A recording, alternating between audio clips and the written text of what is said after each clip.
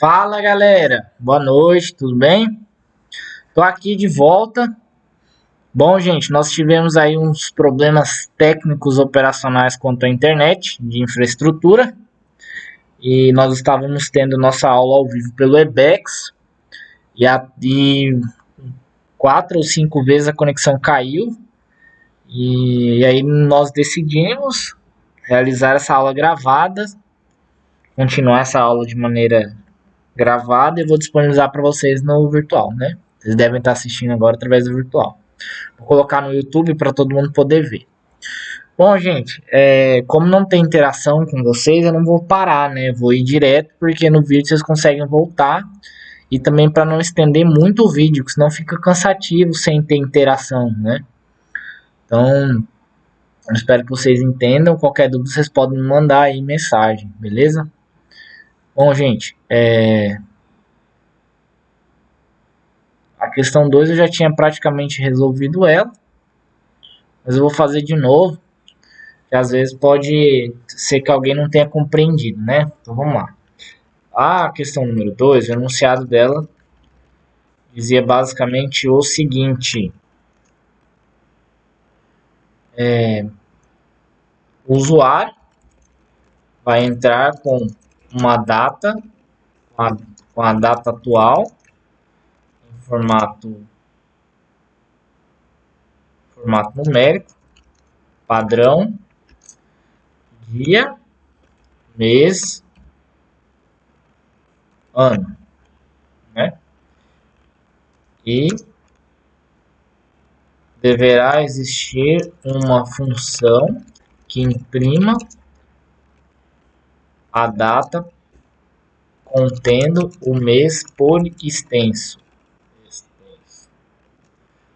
Por exemplo, 17 de junho de 2020, que é hoje, tá? Então vamos lá. Como que a gente faz isso aqui?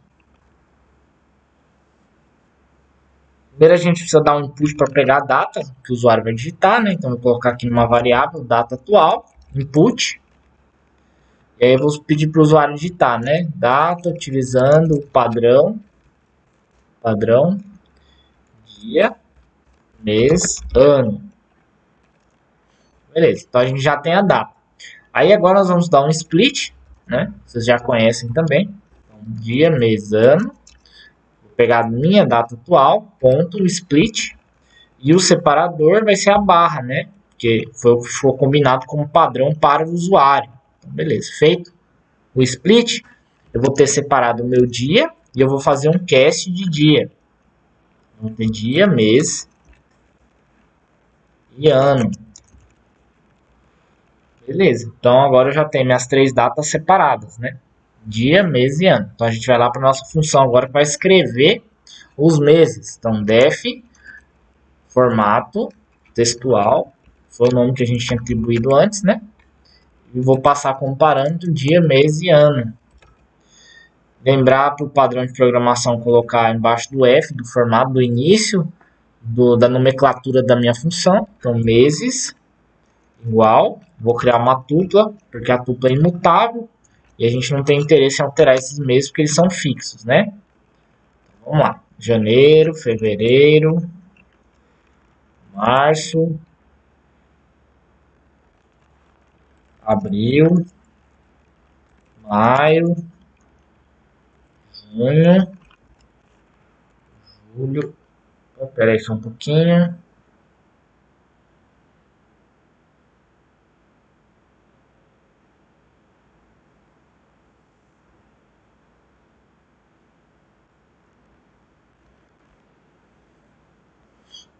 Tá com algum problema na internet mesmo, né? Bem que eu salvei aqui. Só ele reiniciar aqui que eu já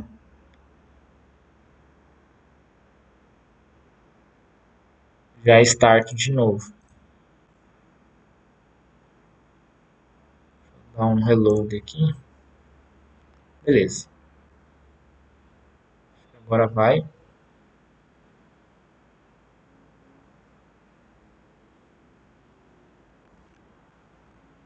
Beleza.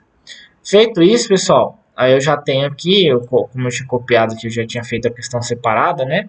Eu vou dar um print. A data atual por extenso é o dia, né? Que é o que foi passado por parâmetro aqui. Depois, eu tenho que fazer a chamada da função também, né?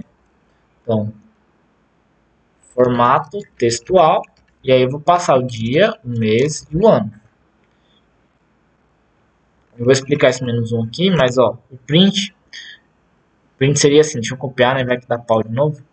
A data atual por extenso é dia dos meses usando o sistema de index, né? Que nós também já vimos. O que acontece? Quando eu mandar imprimir meses, do index mês, ele vai pegar o mês que o usuário digitou. Então, por exemplo, vamos rodar aqui e vai ficar fácil de entender. Ó, data utilizando números no formato dia, mês, ano. Vou colocar aqui 17/6/2020. Beleza, dou um Enter.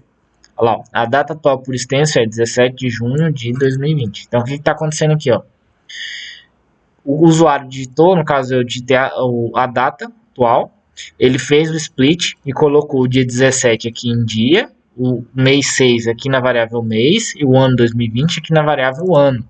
Aí ele fez o cast de int nos três. Mas por que esse -1? Porque esse -1 é o seguinte, gente, ó, lembrar que a tupla inicia do index 0, né? Então o index 6 seria qual? Ó, 0, 1, 2, 3, 4, 5, 6. Então, se o cara digitou 6, ia aparecer julho se eu não coloco o -1 aqui, entendeu? Ó, vou retirar aqui.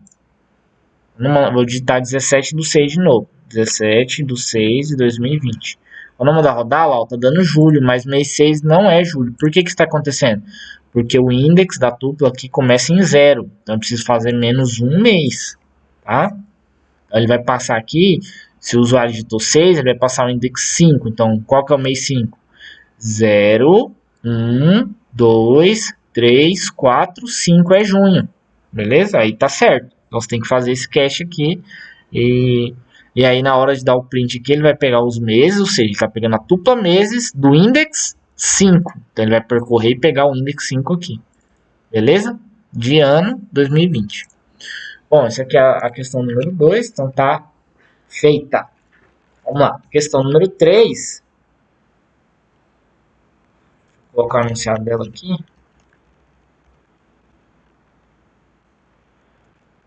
Faça uma função para verificar se um número é positivo ou negativo.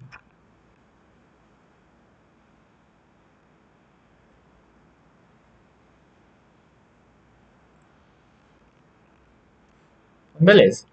Então, primeiro a gente precisa pedir um número antes de declarar a função, né? Então, número igual int input entre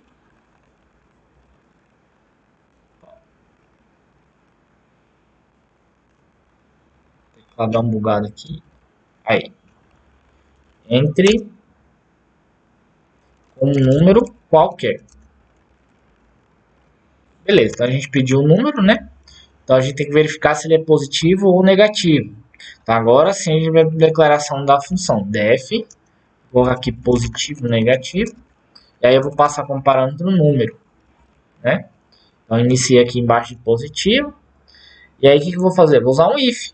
If, se o meu número for maior que 0, o que isso configura? Que ele é positivo, certo? Então eu vou dar um print. Print. O número em questão é positivo. Caso o número não seja maior que 0, ele será negativo. Então vou dar um print aqui. O número em questão é negativo. Beleza? Fechou. Então agora a gente resta só a nossa função está pronta. Resta a gente chamá-la positivo, negativo e passar como argumento o número, né? Que foi a gente capturou ele aqui no input usando um cast int, certo? Então feito isso, é para funcionar belezinha. Vamos lá, qualquer número, vou digitar aqui 5, olha lá, o número em questão é positivo. Se eu digitasse, por exemplo, -8, Olha lá, o número em questão é negativo. Se eu digitasse 0, o número em questão ele é negativo, mas o 0 não é negativo, então a gente teria que tratar também o 0. Então fica aí de tarefinha vocês fazerem um elif para o tratamento do 0, tá? Lembrando que o 0 ele é estritamente positivo. Fechou? Então essa aqui já era. Vamos para a próxima. Bom, gente, a próxima questão trata do verificador do CPF. Só que esse verificador do CPF aqui eu gastaria um bom tempo para trabalhar ela com vocês. Então eu vou colocar um vídeo depois, que eu gostei bastante da didática do professor, de um professor, para eles explicarem como realizar o cálculo do CPF. Mas basicamente você vai pegar os 10 primeiros. O CPF é composto por 11 dígitos, né? Por exemplo, 999-888-777-10. Então, ele é composto de 9 dígitos e 2 dígitos verificadores que vão validar o CPF. Então, como que é feito mais ou menos a conta? Eu vou separar todos os dígitos, deixando os dois verificadores de lado. E eu vou multiplicar isso aqui, cada um, por 9 descendo. Isso aqui é uma parte matemática da validação do CPF, tá? Então, eu vou fazer assim, ó. Vou copiar aqui.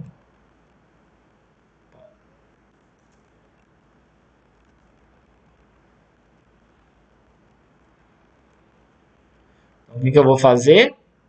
Ó, ele começa do 9 e vai descendo.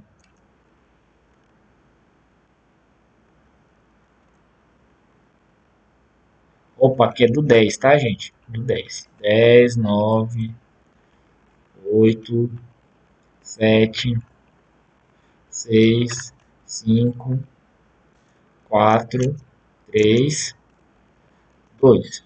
Depois que eu fizer isso aqui, eu vou fazer a divisão. Vou fazer a divisão por resto 11. Se der resto, significa que o número foi validado. E aí todo esse procedimento aqui tem que ser feito um cálculo para o primeiro dígito e depois para encontrar o segundo dígito. É feito outro cálculo matemático, tá? Então eu vou deixar o vídeo lá, porque o rapaz, quem tiver o interesse, vocês não vão usar isso aqui, né? Mas quem tiver o interesse pode ver lá como fazer o validador do CPF.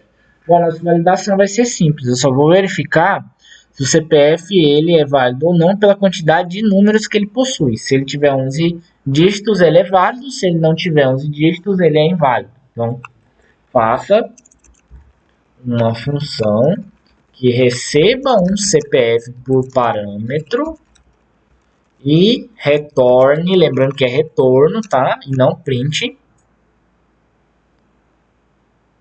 A gente pode imprimir, aqui não vai dar diferença. Imprima se o CPF é válido ou inválido. Então, vamos lá. Começar pelo nosso escopo principal. Eu vou criar aqui uma lista para receber meu CPF. CPF, tem que inicializar a lista aqui como vazio. Então, o CPF vai receber o que? O input. E eu vou pedir para o usuário digitar o CPF. Entre com o CPF sem pontos e traços.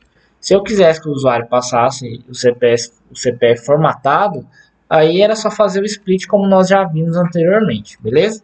Então, já solicitei o CPF.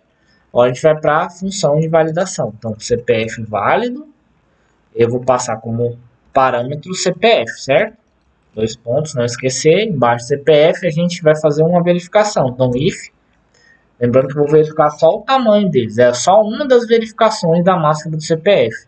Então, len CPF for diferente de 11. Ou seja, se o CPF for diferente de 11, configura o quê? Que esse CPF ele é inválido.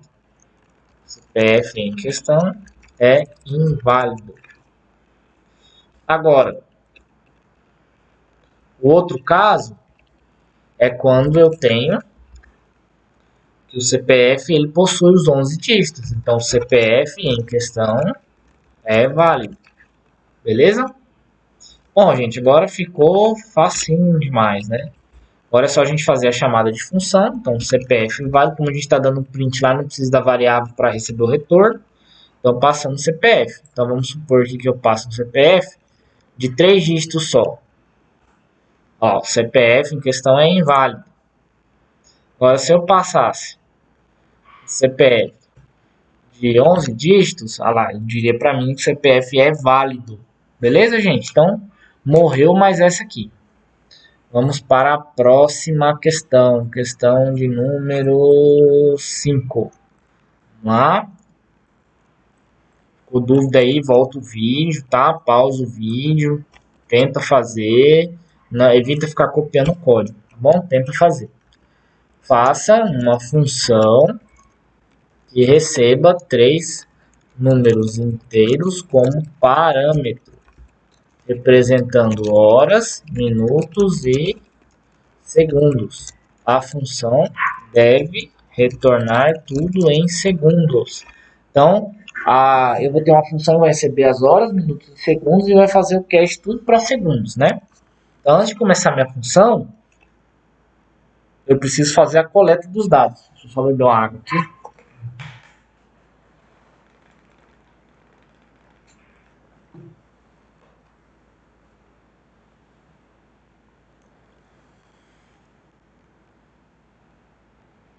Vamos fazer a coleta dos dados. Primeiro vou pegar as horas, int input, quantidade de horas,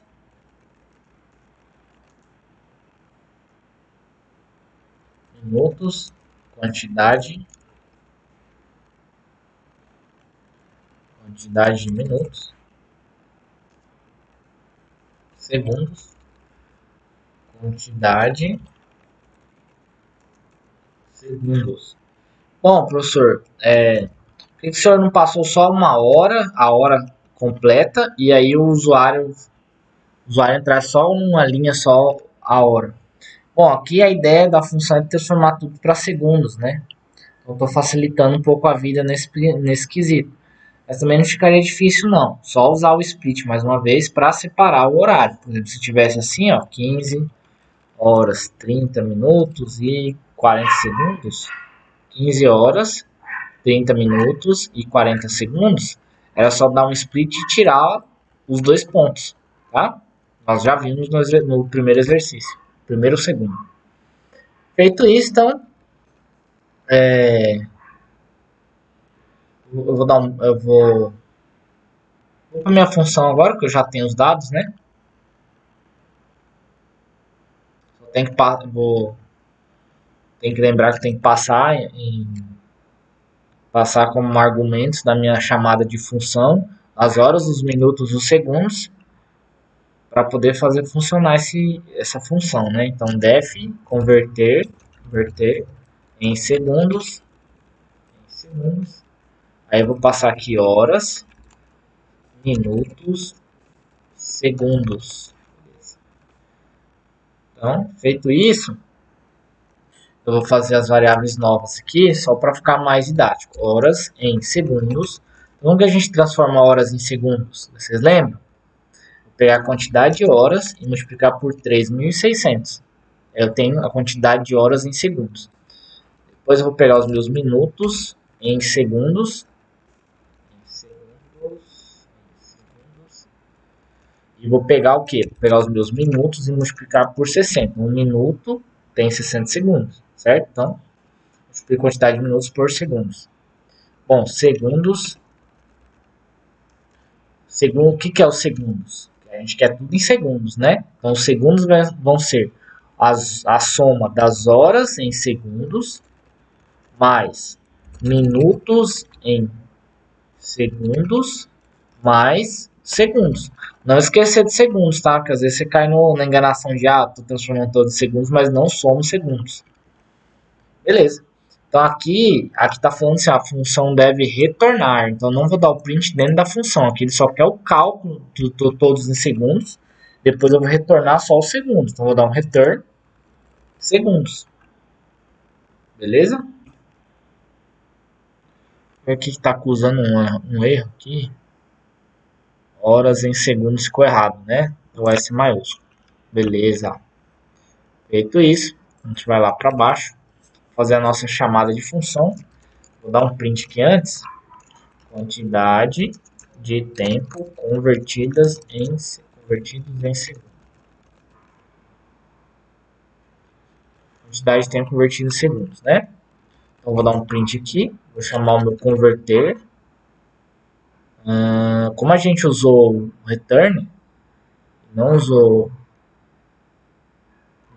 print, vou pegar uma variável, segundos finais, segundos total, assim, e dentro dessa variável, eu vou chamar minha função, converter em segundos, e vou passar a chamada de função horas, minutos e segundos. Beleza? Então, agora eu vou dar um print. Segundos total. Vou mandar rodar aqui. Quantidade de horas 15. Quantidade de minutos 30. Segundos 40. Beleza, olha lá. Ó. Quantidade de tempo convertido em segundos. 55.840 segundos. Fechou, gente? Então, mais uma questão aí feita. Vamos lá. Mais uma questão que ficou faca. Faça.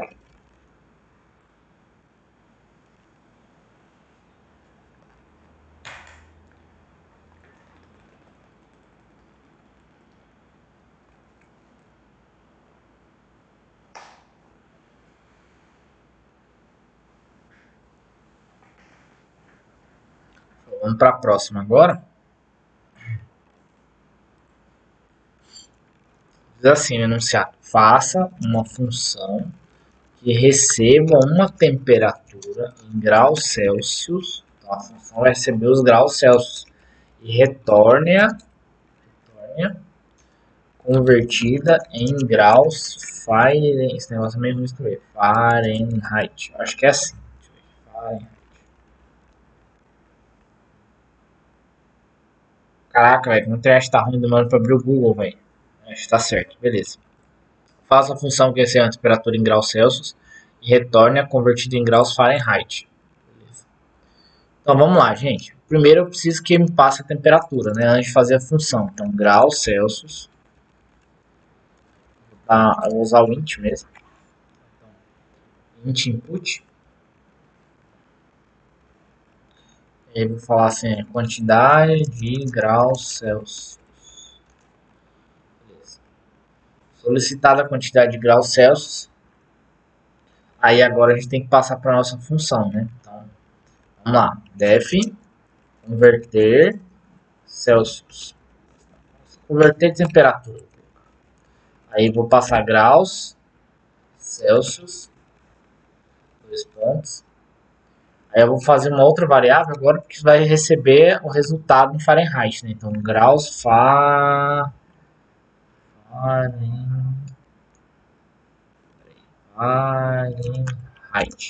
Eita. Tá difícil.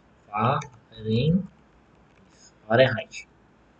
Graus Fahrenheit vai receber o quê? Vai receber graus Celsius, que nós passamos por parâmetro, vezes 1.8 mais 32. Essa é a forma de conversão, tá? Vou pegar a quantidade de graus Celsius, multiplicar por 1.8 mais 32, aí eu tenho a quantidade de graus Celsius em Fahrenheit.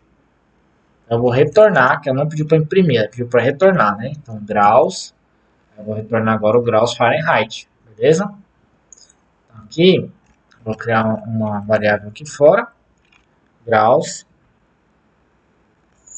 Fahrenheit,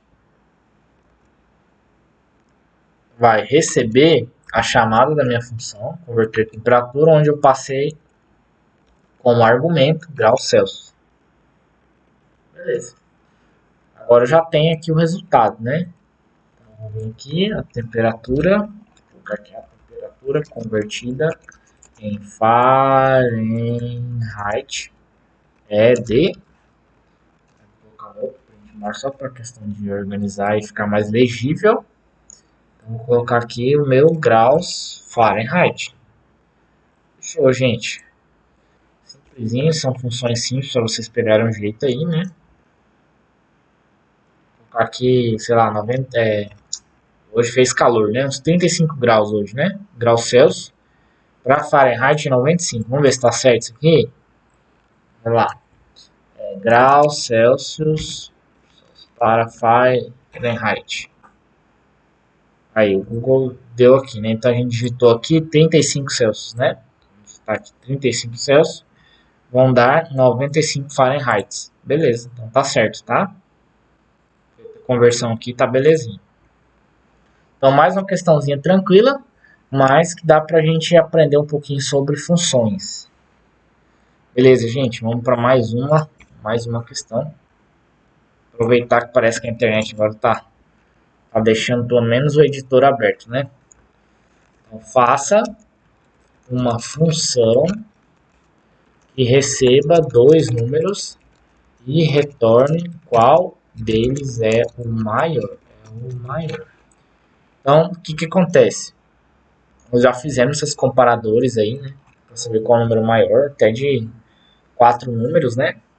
Então, agora só que a gente vai passar para a função. Então, primeiro eu preciso pedir os dois números, né? Como ele já delimitou que são dois números, aí eu só vou dar dois inputs, né? Agora, se ele não tivesse delimitado que eram dois números, qual que era a nossa solução? Fazer o menu. Toda vez que ele entrasse com a opção 1, ele inseria um novo número. E aí adicionando isso na lista, certo? Número 2.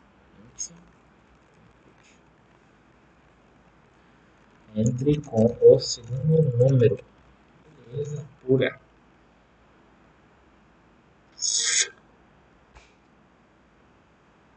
Beleza.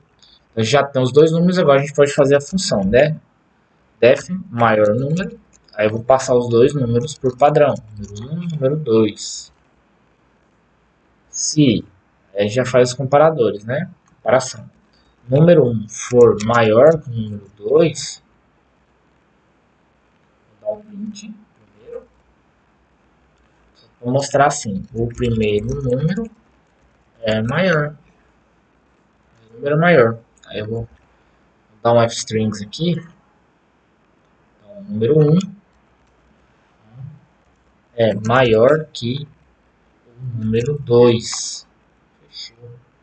Agora, se não for uma verdade, que o número 1 é maior que o número 2, eu vou imprimir o quê? Vou imprimir que o segundo número é maior. Então eu vou escrever aqui número 2 maior que o número 1. 2 maior que o número 1.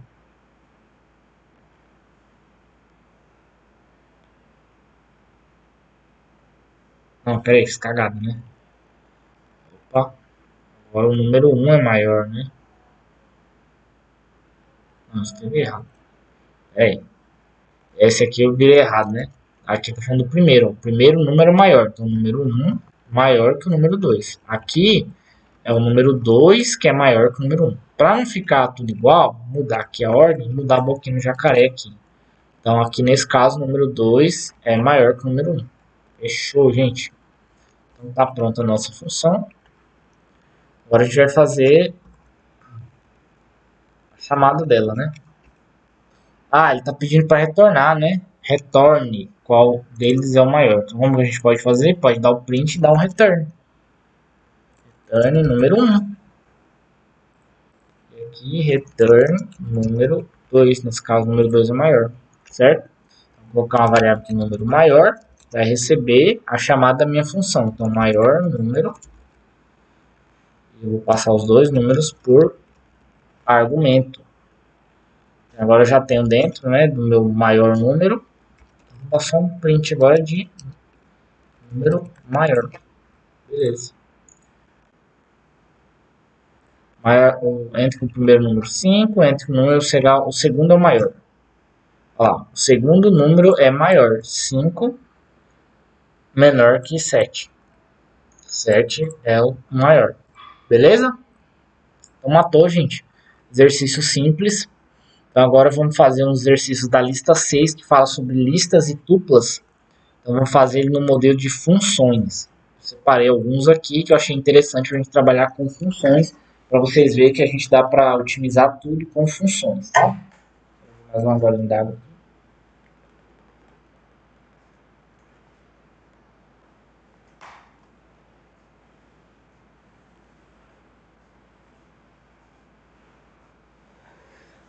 Bom, vamos lá.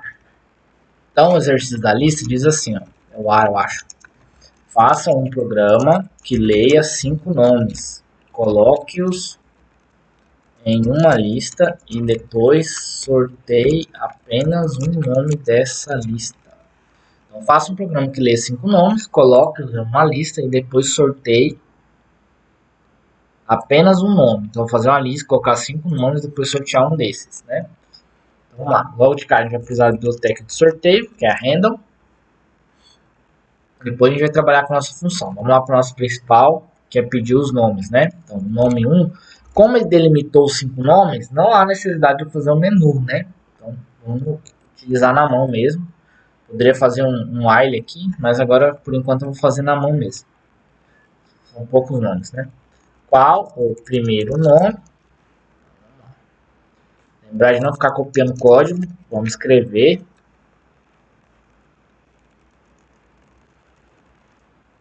Não copie código, principalmente você está aprendendo Python agora.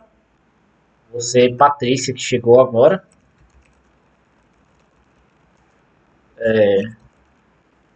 Não copie. Faça na mão, porque isso vai te ajudar a aprender, tá bom? Zoeira, mano. Quinto nome. Qual o quinto nome? Então, são 5 nomes, certo? Já teoricamente, o usuário vai digitar os 5 nomes, né? E aí agora a gente vai para nossa função. Então, def sorteio. Então, vou passar os parâmetros. Os parâmetros serão os nomes. Tá? Nome 3, vou passar todos. 4 e nome 5.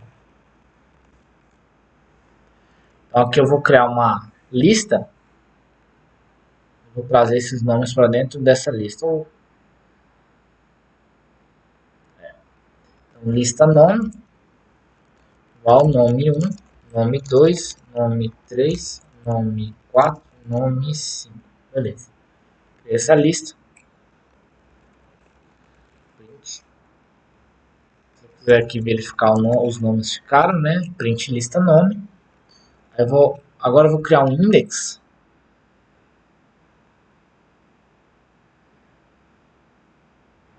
Para a gente poder fazer o sorteio desses nomes, né?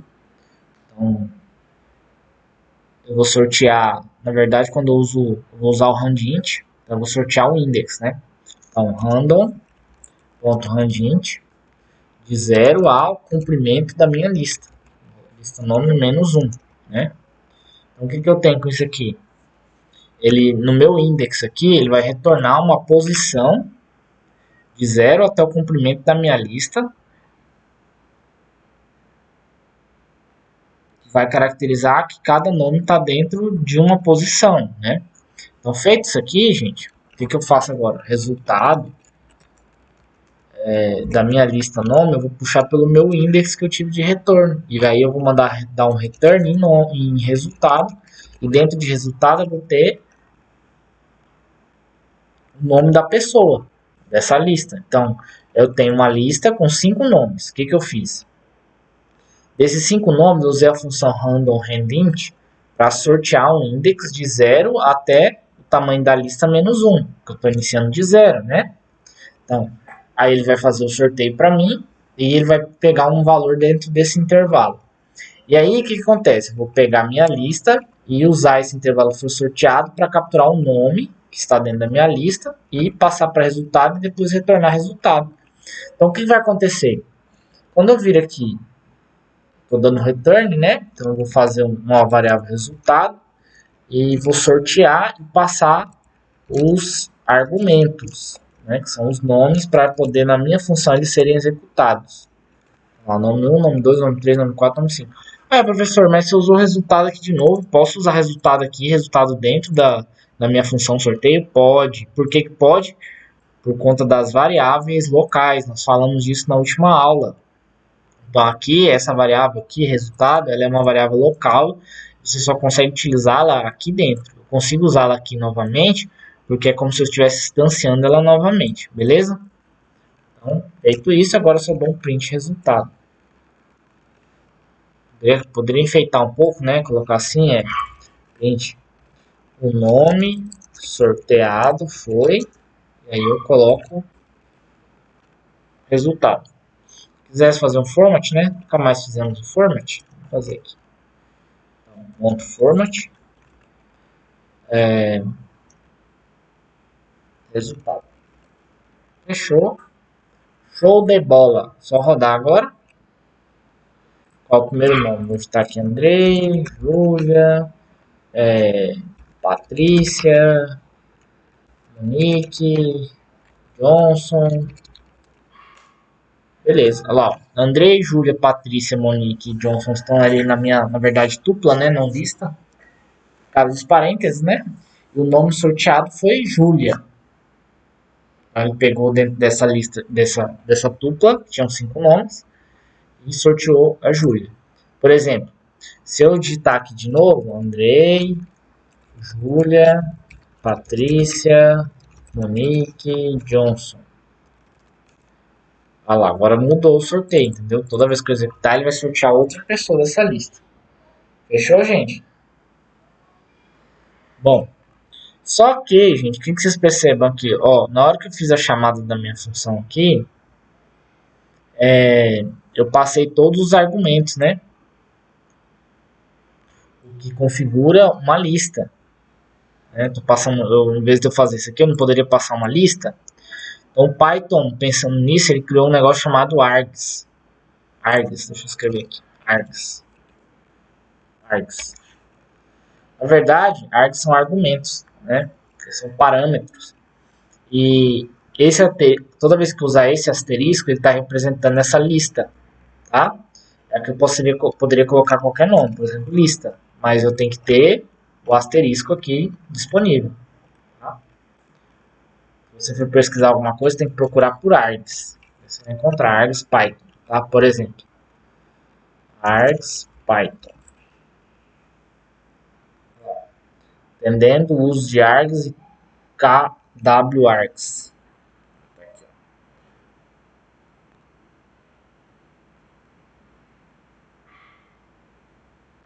Vou explicar lá para vocês, fica melhor.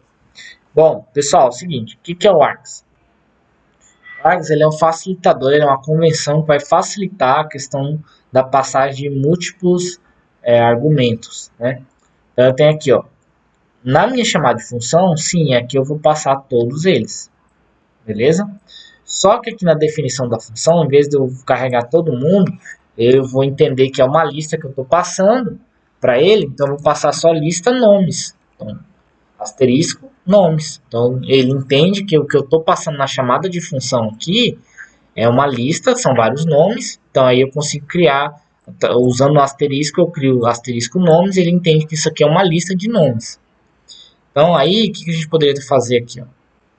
Poderia ter feito dessa forma. Lista, nome, ter feito uma lista vazia, né? E aí, a gente poderia fazer assim, ó. For nome in nomes. O que é isso?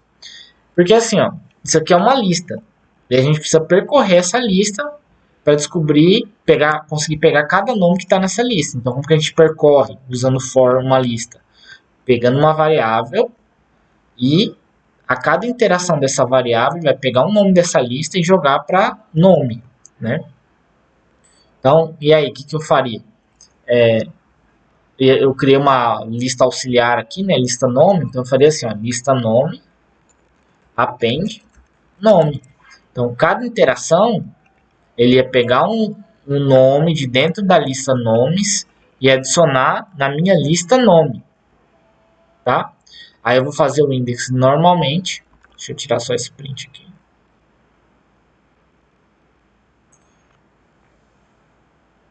Então, depois que eu fiz isso aqui, eu tenho dentro do meu index, agora em vez... Ficou o mesmo nome, né? Porque eu usei lista nome, aquela hora eu tinha usado para tupla lista nome, né? Tinha que ser tupla nome, mas não vai mudar nada não.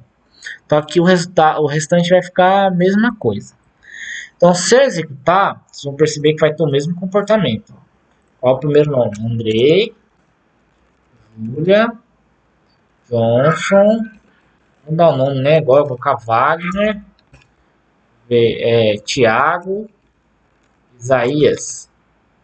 Ó, o nome sorteado foi Andrei. Entendeu? Ele está funcionando da mesma coisa. A única diferença que vai acontecer é que quando você usar um args, ele vai interpretar que os argumentos que você está passando aqui, eles são uma lista. Então esse asterisco vai estar dizendo isso para a declaração da função. Beleza? Entendido?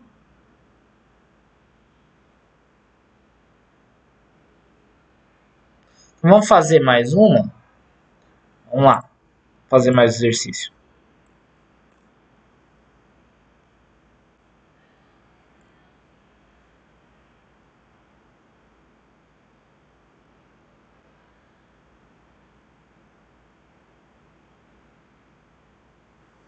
Tá. Cria um programa que leia seis valores inteiros. Opa, valores inteiros e em seguida mostre na tela os valores lidos na ordem inversa. Isso é interessante, hein? Isso é massa. Então tá. Crie um programa que lê seis números inteiros e em seguida mostre na tela os valores lidos na ordem inversa. Inversa. Beleza. Então, como que eu poderia fazer?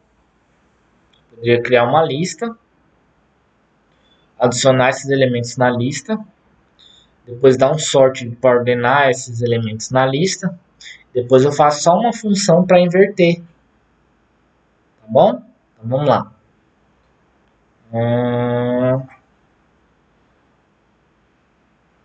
Primeiro a gente vai criar essa lista vazia, né? Vamos mexer com a função ainda não. Lista igual, vamos criar uma lista, não uma tuple agora, né? Eu vou usar um for para preencher essa lista, vamos usar ficar digitando sei, nome 1, nome 2, número 1, número 2, número 3, número 4, número 5, número 6. Vamos usar a inteligência aí, vamos usar o for e podia ser o altos, qualquer nome, e em range 6, são 6 números que ele quer, né? Então eu vou solicitar aqui os 6 números, dando já, carregando esses números na lista. Então como que eu faço isso? Lista, append, int, input, fstring,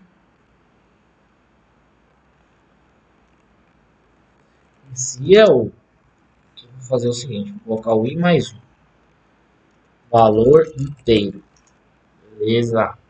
Então adicionei meus elementos na lista, fora do meu for, vou criar uma lista ordenada, e vou dar um sorted lista. Então aí eu consigo ordenar os elementos que estão na lista. Então na minha lista ordenada, eu terei os elementos de lista de maneira ordenada, beleza? Então aqui vou dar um print lista ordenada para vocês verem. Lista ordenada. Fechou. Antes da gente ir para a função, vamos executar isso aqui. Então, insira o primeiro valor, olha que legal. Então eu fiz um for in range de lista, e aqui eu já fui adicionando dentro da lista já usando o input. Porque se eu fosse fazer, eu poderia ter feito separado também, né? O que eu poderia ter feito? Poderia ter dado o input, usado uma variável e depois adicionado na lista. Mas aqui eu já economizei tempo, já otimizei meu código. Eu já dei o input, já fiz o cast no int e já adicionei na lista. Então, ó, por que eu usei essas chaves aqui, i mais 1?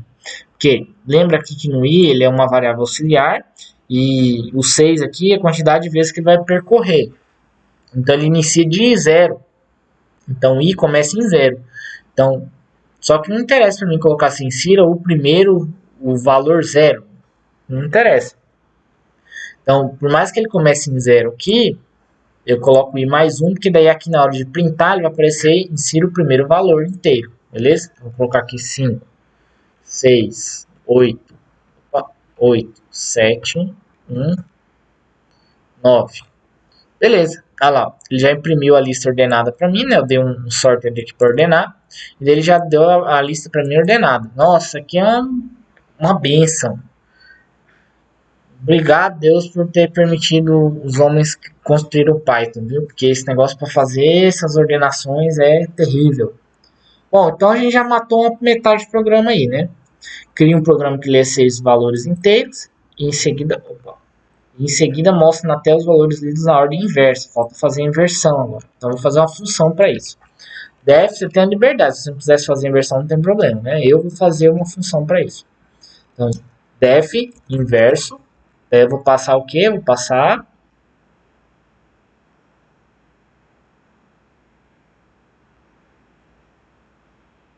minha lista, né? Então eu vou colocar aqui números. Esse é número. Vou colocar o nome números. Então aqui eu vou do que eu já vou dar um return logo direto, né? Eu vou retornar a lista com os números invertidos. Então, vou dar um return sorted novamente para faltou a palavra agora, para ordenar, né? Só que daí o sort ele tem uma função chamada reverse. Está vendo aqui, ó, sorted interable key reverse. Então a gente vai usar reverse. Por que serve o reverse?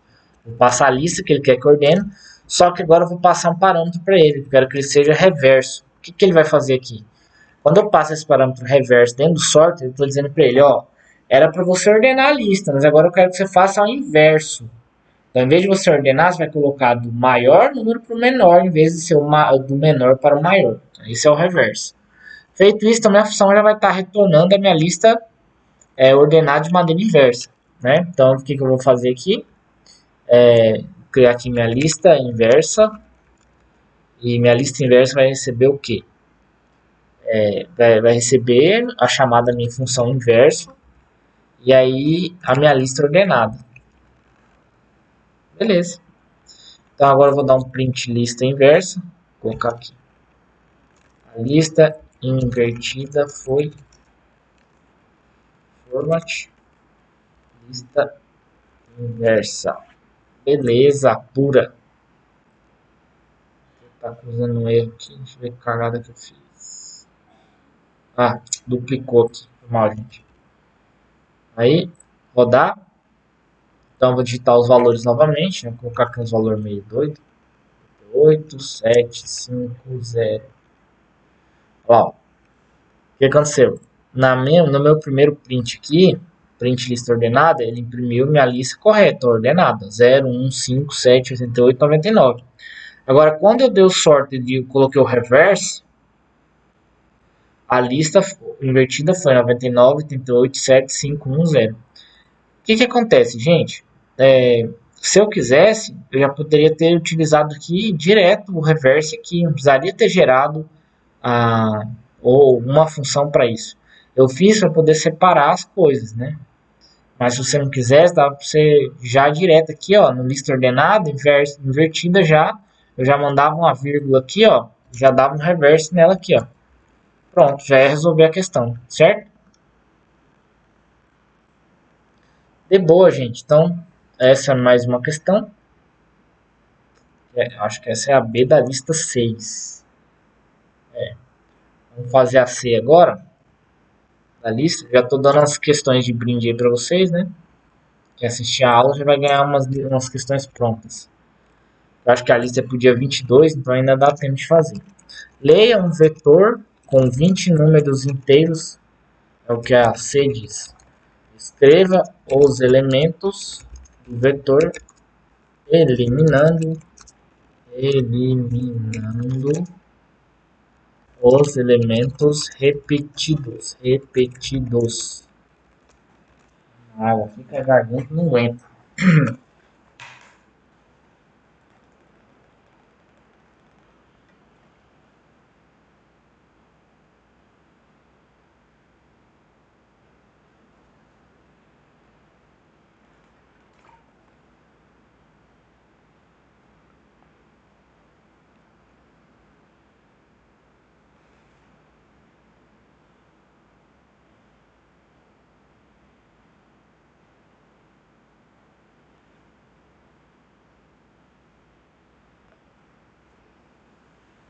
Vamos lá. Leia um vetor de 20 números, com 20 números inteiros. Escreva os elementos do vetor eliminando os elementos repetidos.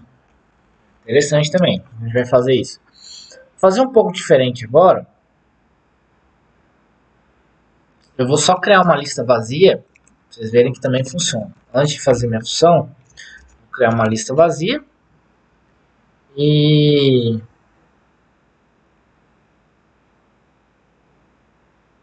já vou direto para minha função. Vou passar uma lista vazia. Ó, def remover repetidos, vou colocar seu nome, lista, vai receber lista, certo? Só que minha lista está vazia, né? A gente tem que popular essa lista. Como a gente vai fazer? Primeiro eu tenho que fazer a leitura dos 20 números inteiros, né? Então, o que a gente faz? Vamos fazer igual a gente fez no outro. For e in range 20 números, né? Se fosse 50, eu mudaria ali o 20 para 50. Então, número, usar a variável número, int, input,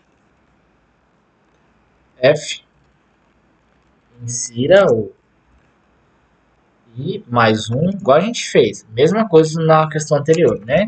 Valor inteiro. Beleza. Vai aparecer, né? Qual o valor que se trata, qual que eu estou adicionando. Beleza. Então, feito isso, então eu já tenho aqui o meu número de cada interação. Minha variável número vai guardar o número da interação. Então, conforme a minha variável recebe o valor, eu preciso verificar se esse valor ele existe na minha lista, né? Então, como que a gente vai fazer isso? If número, se número estiver contido em lista. Como a gente faz isso? Usa o find? Não. Como se trata de uma lista, a gente vai usar o número em lista. O in ele é responsável por verificar se o número que eu estou perguntando está dentro da lista. Então, número em lista, se estiver, o que acontece? Ó, ele é assim, ó. Leia um vetor com 20 números inteiros. Escreva os elementos de vetor, do vetor, eliminando os números repetidos. Então, assim, se ele já existir na lista, eu não quero que ele adicione na lista, né? Então, número já existente na lista. Adicione outro. Adicione outro. Agora, se o número não existir na lista, ou seja, o número in not lista, aí sim eu vou adicionar esse número na lista. Então, aí eu vou chamar minha lista que estava vazia, vou dar um append nela e vou passar o número que está sendo adicionado na rodada. Certo? E aí, depois que eu terminar fora do meu for, perceba a indentação, aí sim eu vou dar um retorno lista. Tá? Então eu vou retornar minha lista já com todos os elementos que não sem repetição. Então vou chamar minha função agora, vou criar uma variável aqui, lista sem repetição. Opa, repetição.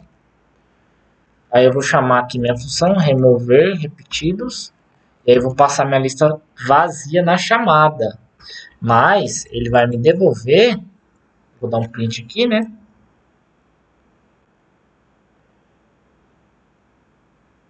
Lista sem repetição.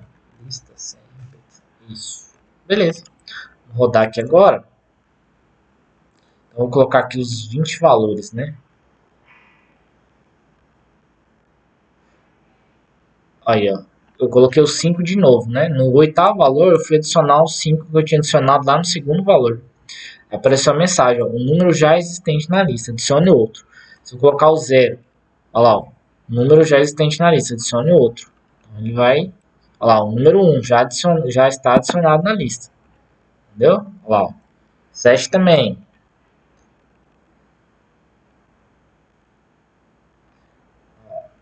Todo número que eu já adiciono na lista, aparece a mensagem. Olha lá, no final, ele mostrou para mim a lista sem repetições, ó. Certo? Ah, professor, mas eu queria que tivesse ordenado. Só coloca aqui um sorted. Né? Sorted. E se você quisesse que fosse do menor para o maior, é só dar o reverse que nós vimos agora há pouco. Beleza, gente? Então, espero que vocês tenham entendido essa questão. Essa questão é interessante. Muito interessante. Beleza. Então, Aqui eu já consegui eliminar os repetidos, eu nem deixo inserir na lista se o número já tiver contido na lista. Então, acho que aqui vamos fazer mais um, né? Dá mais um brinde para vocês aí. Mais uma questão resolvida da lista D. D diz assim, ó. Leia leia um vetor de 10 posições e atribua valor zero para todos os elementos que possuírem valores negativos. Bem parecido com essa que a gente acabou de fazer, bem parecido mesmo. Então, vamos fazer do mesmo jeito? Inicializar aqui, lista. Inicializar uma lista vazia. Não, vou fazer diferente agora. Aquela hora a gente agrupou a função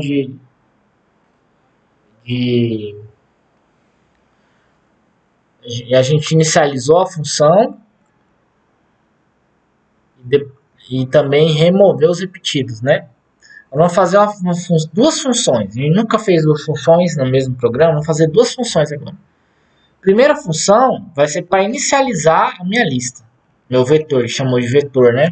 Então, def inicializar vetor. Aí eu vou passar a minha lista vazia, certo? Só criei ela ali embaixo. Aí for in range, que foi o que a gente fez agora há pouco. Agora são 10 números, né? E aí eu vou fazer aquilo que a gente fez agora há pouco. Só solicitar que o usuário entre com as informações. Então, vamos lá. F, insira ou e mais um valor inteiro. Vou adicionar na lista, né? Append número. E vou dar o return fora do for. Return lista. O que acontece? Aqui serviu para mim inicializar minha lista com os valores. Então, eu vou criar aqui uma lista inicializada. E aí vou chamar minha função de inicializar. Inicializar vetor. Passando a lista minha. Então, eu estou passando minha lista que é vazia aqui. Ele vai percorrer essa função aqui, vai carregar minha lista com os valores e vai adicionar uma nova lista inicializada com os valores que foram acrescidos desta função aqui. Beleza? Bom, aí agora eu preciso remover os negativos, né? Os valores negativos, ó. Remover não, né? Atribua valor zero para todos os elementos que possuem valores negativos. Então a gente tem que fazer essa comparação. Eu vou fazer outra função para isso. Então, def remover negativos, lista. Então, vou passar minha lista por argumento e parâmetro aqui em cima. Deixa eu ver aqui, tá dando um erro aqui. Ah, não, é porque eu estou abrindo aqui, beleza. Então, ó, vou criar uma variável x aqui, que vai servir para me ajudar, me auxiliar para poder zerar as minhas posições. Então, for número em lista, ou seja,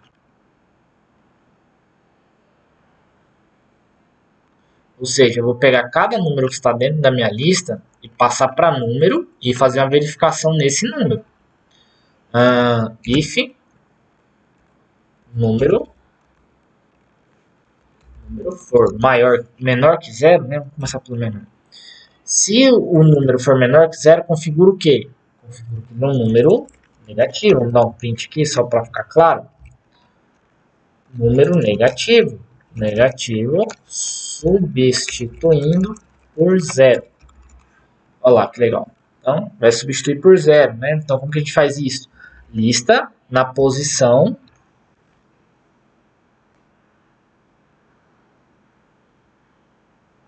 colocar na posição, vamos usar o meu auxiliar x, né? Na posição x, calma que vocês vão entender. Aqui ele é zero, né? Então, a primeira execução aqui é zero. Então, lista na posição zero vai receber zero. Agora,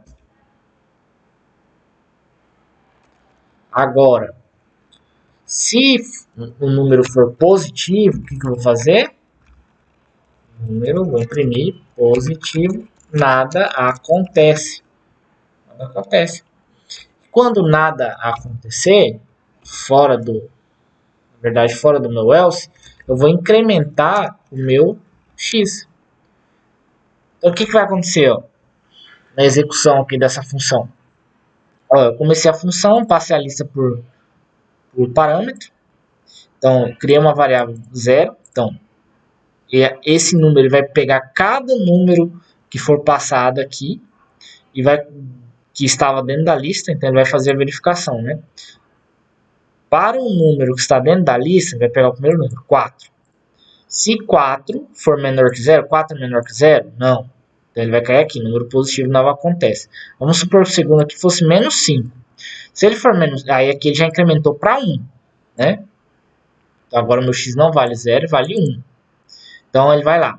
Se o número, o segundo número da lista, que está contido na lista, for menor que 0, o segundo número, vamos supor que é menos 5. Então, número é menor que 0? Sim, número é menor que 0. Então, número negativo substituindo por 0. Ele vai pegar a lista na posição 1 agora e passar 0 para ela. Beleza? Depois que tudo isso acontecer, o que eu tenho que fazer? Eu tenho que retornar a minha lista. Então, vou dar um return lista. Fechou. Então, agora eu só tenho que instanciar ela, né? Então, eu já tenho minha lista inicializada. Então, agora eu vou criar uma lista final. Lista final. Remover negativo, chamo minha função, lista, e eu vou passar a lista inicializada agora, né? Com os números. E aí depois eu vou dar um print. Escrever assim, lista final. Beleza. Acho que rodando agora vai ficar mais claro pra vocês entenderem aí. Opa, deu erro. Vou ver aqui o que eu fiz. O que eu fiz de errado.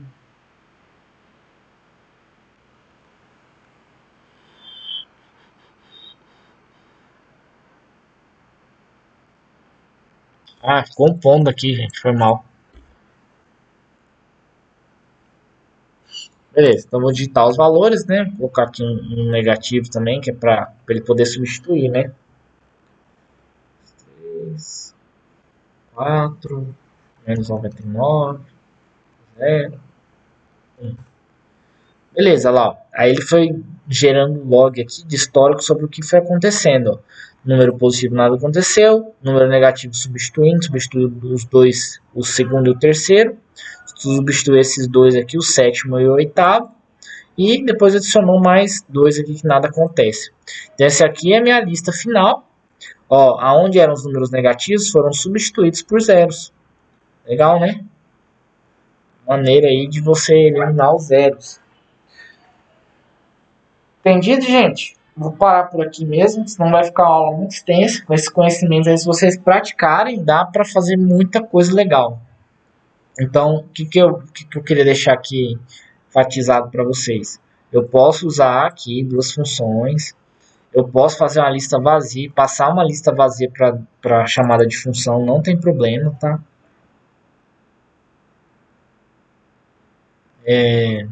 Outra coisa do exercício anterior também tinha um negócio importante para falar. Tá, o reverse também, não esquecer do reverse, ajuda muito o reverse, tá? E, pessoal, qualquer dúvida eu estou à disposição, se empenhe aí em construir a lista, não vou deixar atividade para vocês fazerem, a não ser a lista e esses exercícios aqui, quem quiser treinar. Beleza, gente? Valeu, vou ficando por aqui, Deus os abençoe, uma ótima semana e bom final de semana, bom restante de semana e bom final de semana aí para vocês. Valeu, gente, até semana que vem, se Deus quiser.